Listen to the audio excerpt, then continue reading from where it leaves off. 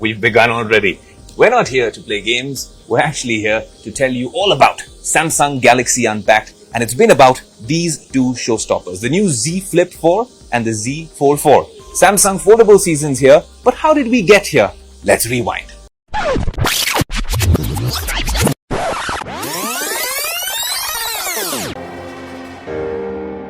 Well, it looks like we've got mail on deck today. And you know what we do when we get a personalized box like this? We end up unboxing it. So let's do that.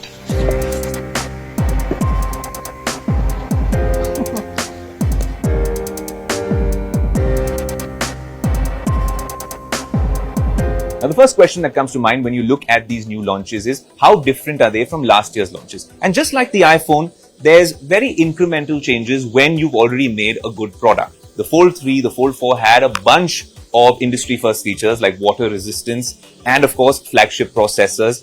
This time, they've obviously updated to this year's version, but there are a few things that we liked and a few things that we were actually left wishing for, and that's what we're going to start with. So we're going to start off with the Fold 4 and the Fold 3. Just your initial impressions looking at it, I'll tell you 2 or 3 things that have really changed with this phone. Look at the camera sensors and you can automatically tell that the Fold 4 has much bigger sensors. So hopefully that translates to better photography. Another thing about the phone that I have to mention is that the Fold 3 was a great device, but every time you tried opening it, it wasn't as easy to actually slip your finger in and open it.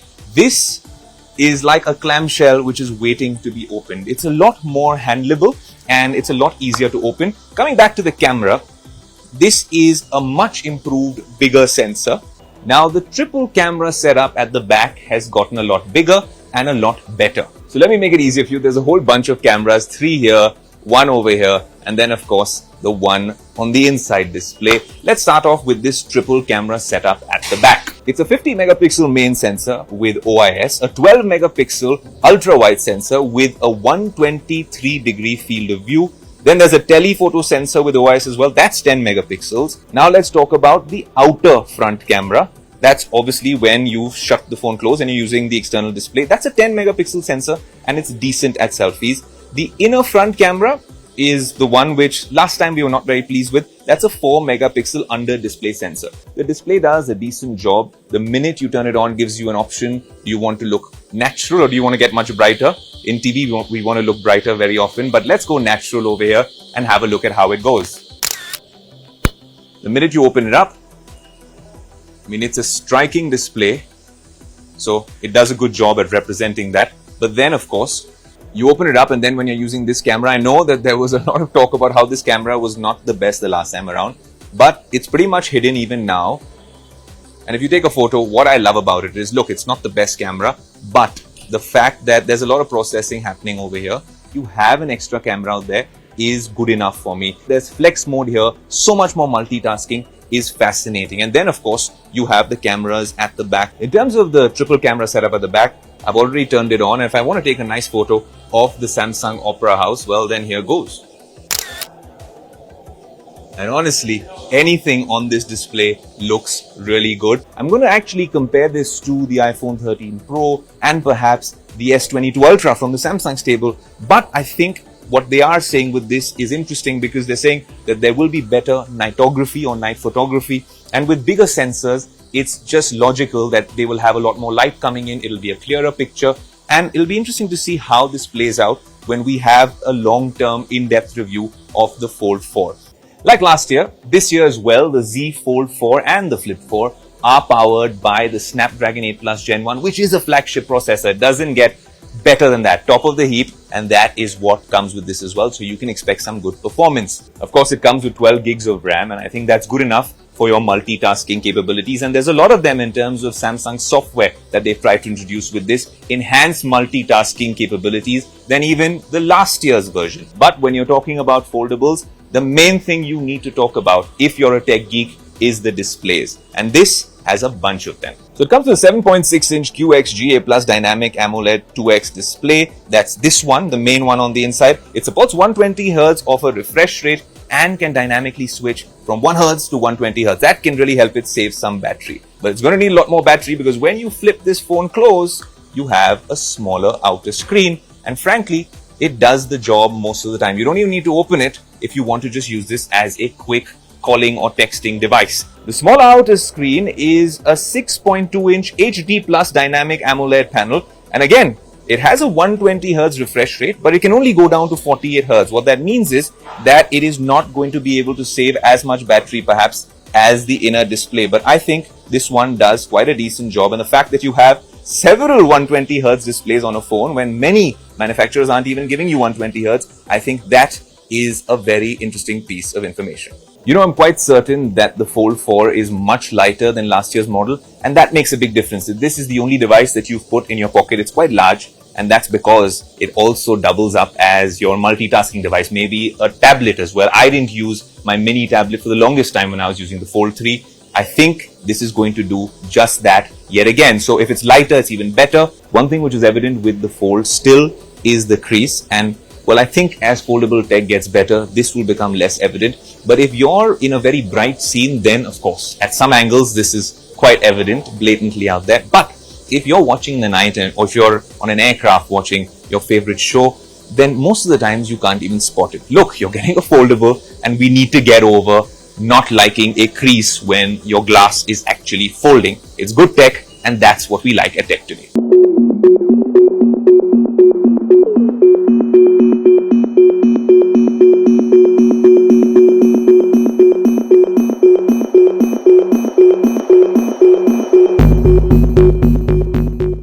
Now, since we're talking about the Fold 4, how could we ignore this strikingly Bora purple Flip 4?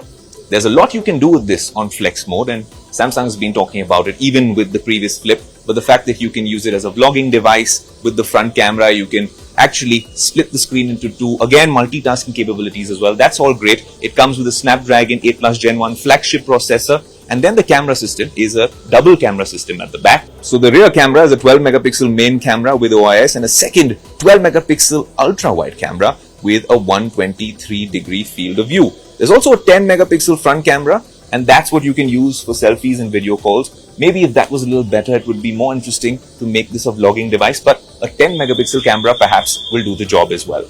Look, something that Samsung's trying to work on with the Flex, and there was a lot of developers who tried doing it with the last model, is this external display. I think there's a lot more you can do with it. It's still limited in terms of functionality. If you're remembering the Moto Razr of old, then you can do basic things on this, but now you can also use this for portrait mode photography. And that's something we'll want to test extensively on Tech Today.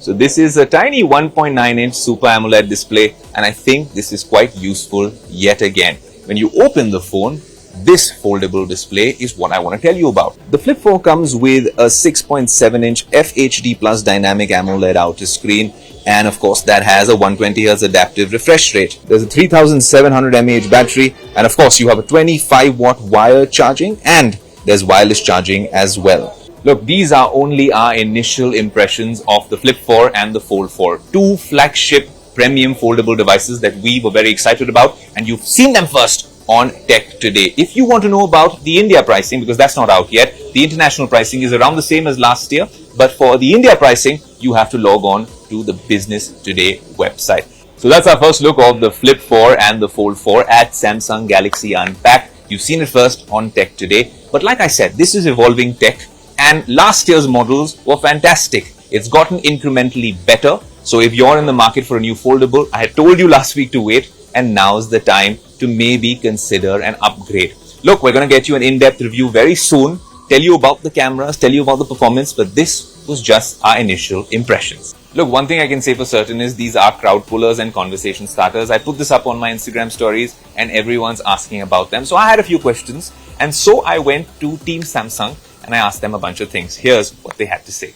There's a lot of tech companies around the world are investing in the ecosystem. Now, the Galaxy ecosystem is something you guys have spoken about at today's event as well. When we put all these products together, how do you see it playing out? And especially from a sales and marketing perspective, unique to India, what are you guys doing to make it more of an incentive for me to want to join the Galaxy ecosystem? With prices, you have to give us a nice detailed answer. Well, thank you very much for putting this question. You know, ecosystem is very, very important. We believe that bringing the entire Galaxy to life, ecosystem plays a very, very pivotal role.